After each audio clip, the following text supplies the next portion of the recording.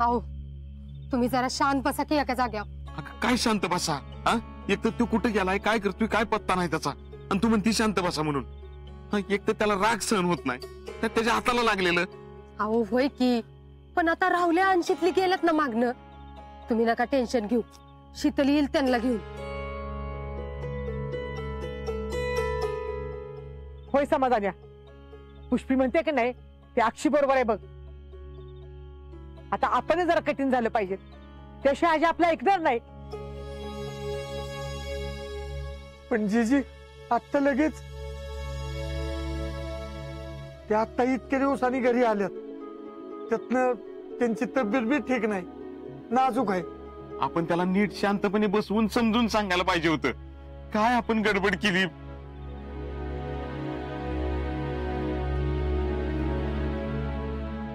ती हर्षवर्धन बोलले फाटदिशी असं झालं. काय हे असं ओढून बोलू नका आमच्यावर.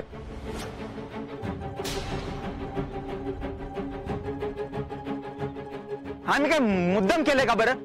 नाही म्हणजे तुम्ही स्वतःवर वडून घेऊ नका हो. मी तसं म्हणत नव्हतं तुम्हाला. आवाज सोडून बोलू नका आमच्यावर.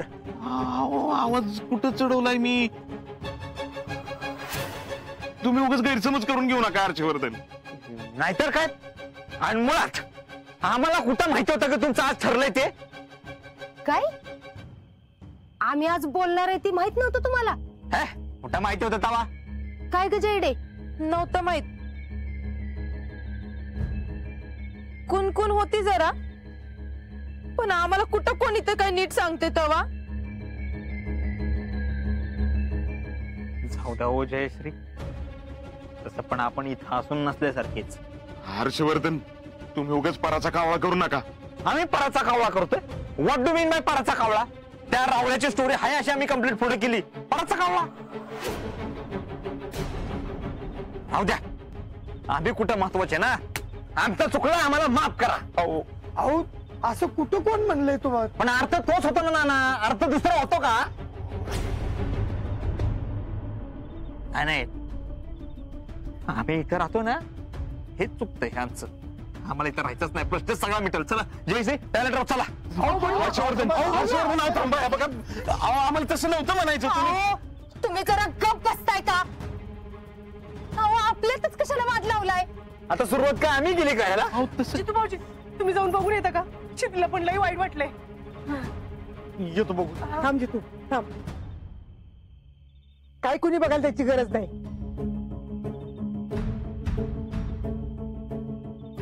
ते दोघांना पण आता नाही कळणार. आता जरा वाटेल वाईट ना, वाटू देत, पण आपलं म्हणणं आपण सोडायचं नाही.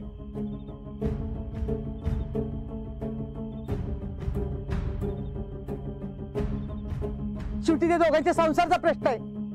जिजे, आपण मस्त त्यांच्या संसाराचा विचार करतोय, पण त्यांना बी कळायला नको का? आता शीतल गेली तिकडे एकटी, तिकडे जाऊन पलटली म्हणजे? शीतलने मला शब्द दिलाय आणि ती शब्द नाही मोडणार. बघा बाई, मी आपलं मला वाटलं म्हणून बोलले. नाही जयश्री, असं काय करणार नाही शितली. होय, तिने मनात ठरवलं ना तर ती मागं हटायची नाही. काय करायचं बाई, काय कळत ना झालंय. अजिंक्य लय चिडल्यात शितलीवर.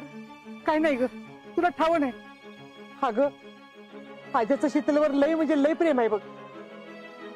आणि आजा किती जरी चिडला तरी बघा शेवटी एकटी शीतल ती समजून रंग घेऊ नाही. होय, शीतलच आजाला समजू शकते, पण तिनं स्वतःच्या मतावर ठाम राहिलं पाहिजे, तर आणि तरच येऊ शकतं. वैर बाबा, मला तर काय कळायचंच बंद झाले बघ आता. हे बघा, तुम्ही सगळीच जरा शांत व्हा बरं.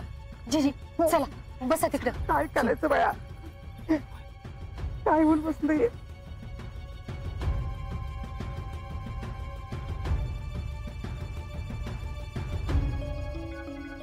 काय प्रेसिडेंट लागले का नाही काढे बरोबर?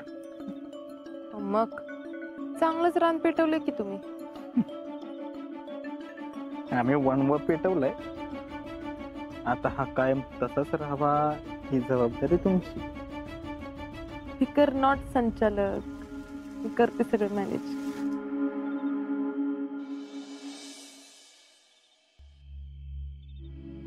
आज्या चल घरला जाऊ. राहुलच जातो, मी थांबतो इथं जरा. मला नाही यावंसं वाटत घरी. अरे पण जा तू राहुल्या.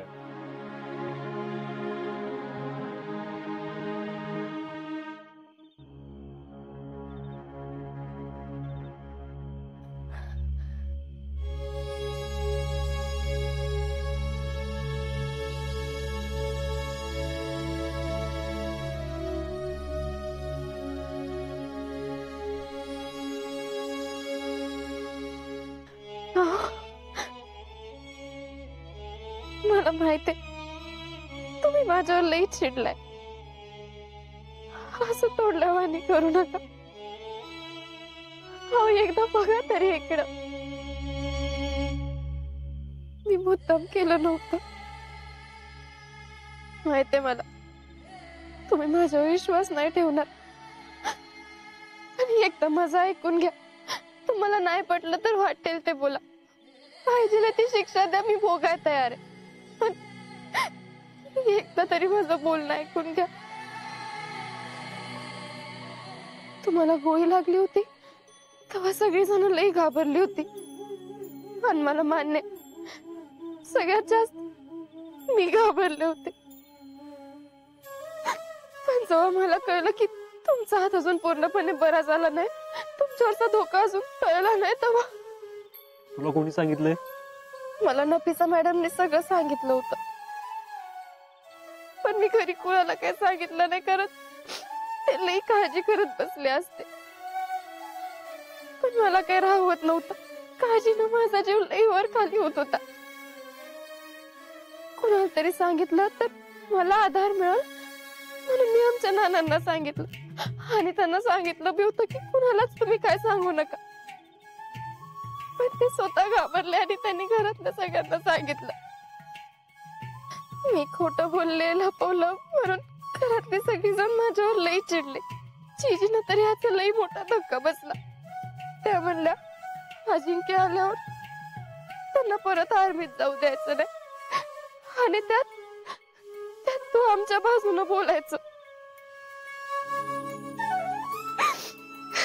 मला माहितीये तुम्हाला आर्मी किती महत्वाची आहे ती.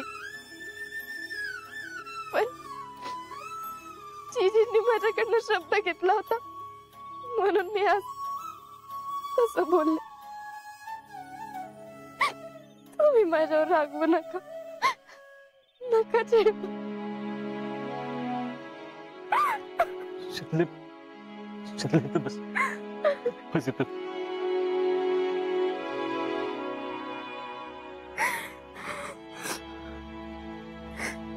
शितले शितले जीजीचं सोड, इकडे बघ.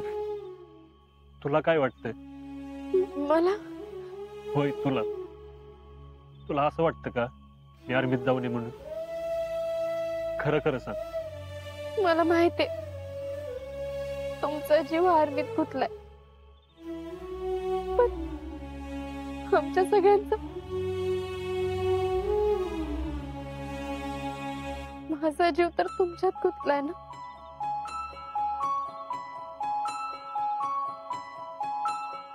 शितले सॉरी, मी उगाच चिडलो तुझ्यावर.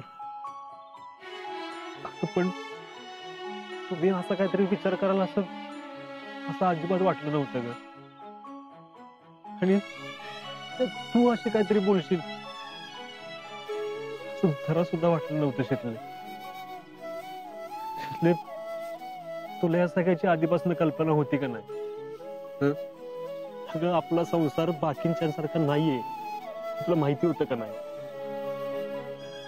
शितले आठव, तू लग्न करताना मला काय वचन दिलं होतंस? भाऊजी, जे विघ्न किंवा संकट तुमच्यावर येईल त्याला आधी मी सामोरं जाईन. शितले बोलायला खूप सोपं असतं ग, करून दाखवणं लय अवघड असतं. अगं हीच काय, उद्या ह्याच्यापेक्षा डेंजर अवस्था येईल, उद्या काय पण होऊ शकतं. पण म्हणूनच तू मिसेस फौजे, काय जरी झालं ना तरी तुला ठाम राहिलं पाहिजे. त्यासाठी घरच्यांच्या विरोधात जायला लागलं ना तरी चालत, पण मी परत आर्मीत जाणारच. आणि यात नाही, पुढच्या प्रत्येक जन्मात भारतीय सेनेची देशसेवा बजावायला जाणार.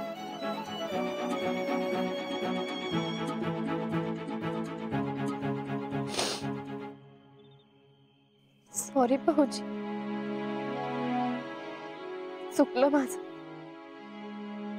घरातल्यांच्या दबावाखाली मी काय करू काय नाही काही कळणं झालं होतं मला. आणि त्यावर जीजींना असा शब्द दिला. तू आहेस ना माझ्या बरोबर, मला कसलंच टेन्शन नाही. आणि हे मी तुला आधी पण बोललो का नाही. शितले, तू पण एक फौजी आहेस. तुला इथं राहून आपल्या दोघांची जबाबदारी सांभाळावी लागते. आणि तू इथं आहेस ना म्हणून मी तिथं बॉर्डरवर निश्चिंत उभा राहू शकतो. भाऊजी, फक्त मीच नाही हो, घरातले सगळे बी तुमच्या पाठीशी असले पाहिजे. त्यांना नाही पटणार शितले.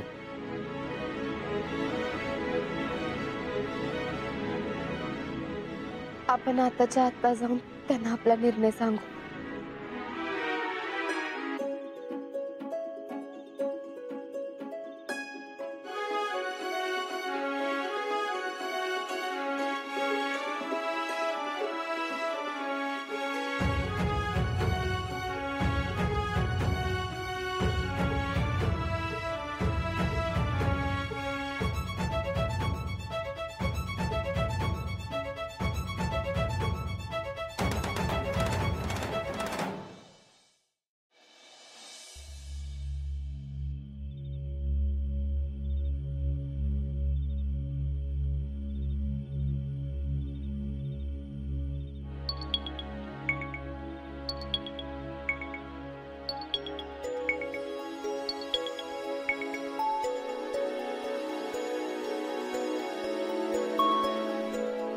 मामा, जीजी, नाना, आम्ही लई विचार केलाय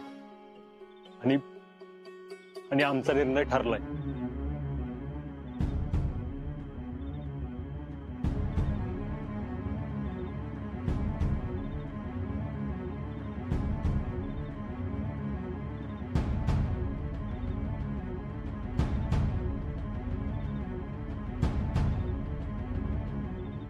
मी ठरवलंय, मी परत आर्मीत जाणार.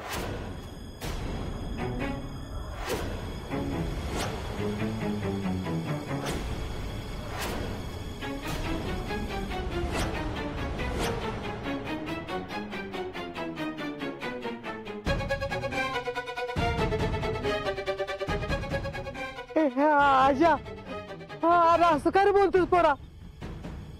अजिंक्य, अहो ऐका तरी, एकदा तरी ऐका आमचं. अहो आज पातूर तुम्ही तुमचंच म्हणणं खरं करत आलाय. अहो मामी, तसं नाही मामी. शितले, अगं तू तरी समजाव की त्यांना. जो यांचा निर्णय तोच माझा निर्णय.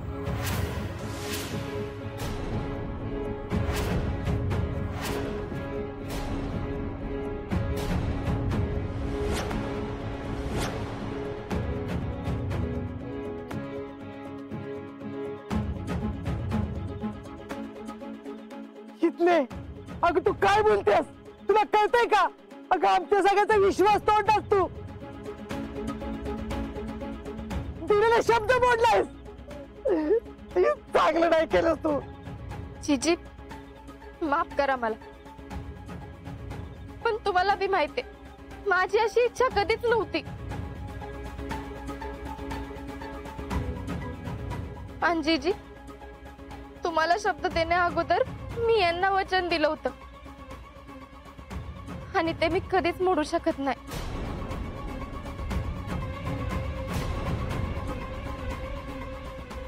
शीतल, तुला माहिती का याची किंमत काय आहे ती? माहिती ह्याची किंमत काय आहे ती, पण मी ठरवलंय कायम यांच्या पाठीशी उभी राहीन.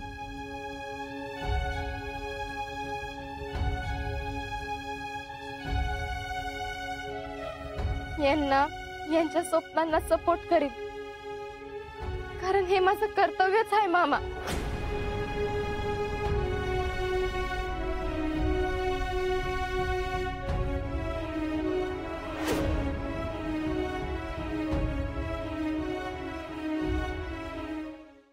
आजा, अरे तुला माहिती का तुझ्या हाताची कंडिशन काय आहे ती? मामा माहितीये मला,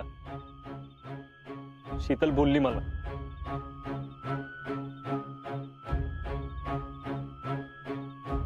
तरी बी तुम्ही जाणार? अहो, हात बरा नसेल तर तिकडे सीमेवर कसं उभं राहणार तुम्ही? अहो नाना, ते काय अजिंक्य, अहो ऐका आमचं, असं करू नका. वय पर ऐका आमचं, तुझ्या पाल्यासाठी सांगतोय मी. होय अजिंक्य, तुम्ही ह्या सगळ्याचा शांतपणाने विचार करा. अहो, असं का करताय तुम्ही सगळेजण? अहो अजिंक्य, तुम्ही का असं करताय? अजिंक्य, मी समजू शकते तुमचं मन. तुमचं आणि माझं लग्न झालं असतं ना, तर मी बी अशीच तुमच्या पाठीशी उभी राहिली असते.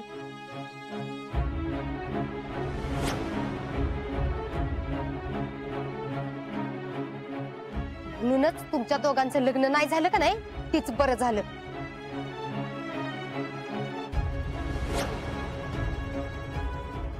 मी तुम्हाला आर्मीत जाऊन देत नव्हते ना, ती ह्यासाठीच.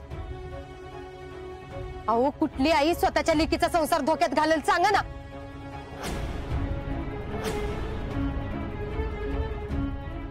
तुम्ही आधीच जर गेला नसता ना, तर ही येळच आली नसती. हे बघा, मी सगळ्यांना शेवटचं सांगतोय, मी आर्मीत जाणार आहे आणि फायनल झालंय माझं.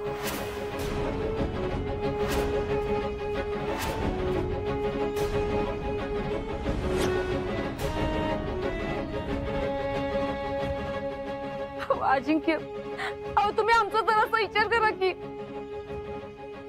तुमच्या हट्टापायी आम्हाला सगळ्यांना का भेटीला धरताय तुम्ही? अहो आई, भाऊजी म्हणलं की असं निखाऱ्यावर चालणं आलं आणि भारत मातेच्या रक्षणाची शपथ घेतली मी.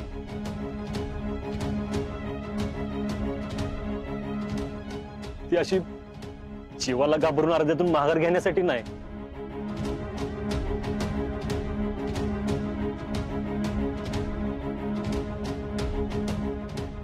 राजा आले का तू म्हणतोयस ते ठीक आहे, पण हाताचं काय? अहो मामा, ते इथं पूर्णपणे बरं व्हायला चालत, त्याशिवाय ते परत जाणार नाहीत. अगं शीतल, ती जखम काय साधी नाही.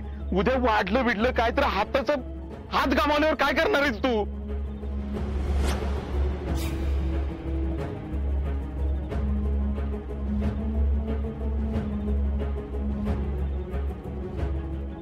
मामा, अरे हाताचं काय घेऊन बसलायस? यो आजा आपल्या देशासाठी ना 1000 वेळा स्वतःचा जीव वाळून टाकल.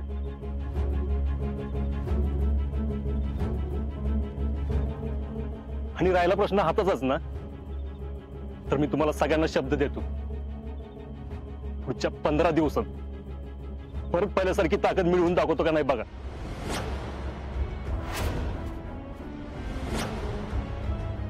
आणि त्याच ताकदीनं परत आर्मीत सेवा बजावी.